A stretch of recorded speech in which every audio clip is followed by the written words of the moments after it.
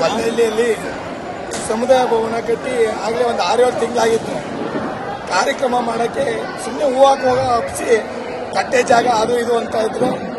ಅದಕ್ಕೆ ಲೋಕಕ್ಕೆ ಒಳ್ಳೇದಾಗಲಿ, ಇನ್ನು ಮುಂದೆ ನಡೆಯುವಂಥ ಕಾರ್ಯಕ್ರಮ ಎಲ್ಲ ಚೆನ್ನಾಗಾಗಲಿ ಅಂತೇಳಿ ಶ್ರೀನಿವಾಸ ಕಲ್ಯಾಣೋತ್ಸವ ಮಾಡಿದ.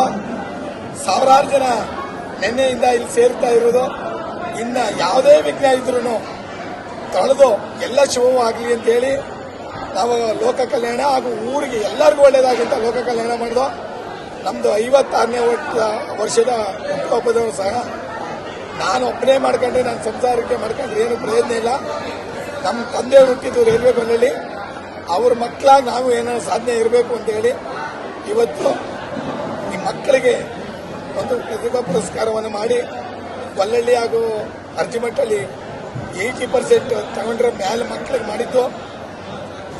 ಅದರಿಂದ ಸುಮಾರು ಜನಕ್ಕೆ ನಾವು ಇವತ್ತು ಅವ್ರಿಗೆ ಏನೋ ಒಂದು ಖುಷಿ, 10 ಜನ ಜೊತೆಗೆ ನಾವು ಓದೋದು ಅಂತ ಅಂದಾಗ ಅವ್ರು ಖುಷಿಯಾದಾಗ ಇನ್ನೂ ಉನ್ನತ ಸ್ಥಾನಕ್ಕೆ ಹೋಗಿ ಅವರು ಒಬ್ಬ IAS ಅಧಿಕಾರಿಯಾಗಿ ನಾವು ಹೆಂಗೆ ರಾಜಕೀಯದಾಗ ಹೆಂಗೆ ಮಾಡ್ಕೊಂಬಂದು IAS ಅಧಿಕಾರಿ ಆಗ್ಬೋದು, ರೈತರಾಗ್ಬೋದು, ಏನೇ ಆಗ್ಬೋದು, ಡಾಕ್ಟರ್ ಆಗ್ಬೋದು, ಇಂಜಿನಿಯರ್ ಆಗ್ಬೋದು, ಅವರು ಹಳ್ಳಿಯಲ್ಲಿ ಸೇವೆಯನ್ನು ಜೀವನದಲ್ಲಿ ಸಲ್ಲಿಸ್ತಾರೆ ಅಂತ ಹೇಳಕ್ಕೆ ಇಷ್ಟಪಡ್ತೀನಿ.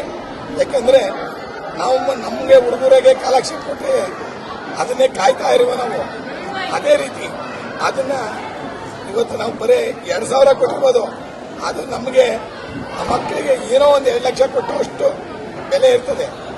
ಅದನ್ನ ತಂದೆ ತಾಯಿಗಳು ಹಿಂಗೆಲ್ಲ ಯಾರೇ ಕರೀಲಿ ಹೋಗಿ ಅಲ್ಲಿ ಸನ್ಮಾನ ತಗೊಂಡು ಅವ್ರ ಜೊತೆಯಲ್ಲಿ ಇದ್ದು ಮಕ್ಕಳ ಪ್ರೋತ್ಸಾಹ ಕೊಡೋದು. ದುಡ್ಡು ನಿಮ್ಮ ಹತ್ರ ಎಷ್ಟೇ ಇರ್ಬೋದು, ಆದ್ರೆ 10 ಜನ ಜೊತೆ ಗೌರವ ಬರ್ತದಲ್ಲ, ಅದು ತುಂಬಾ ಒಳ್ಳೇದು ಅಂತ ಹೇಳಿ ನಾನು ಬಯಸುತ್ತಾ ಇವತ್ತಿನ ಕ್ರೀಡಾ ಕಾರ್ಯಕ್ರಮ ಇದೆ.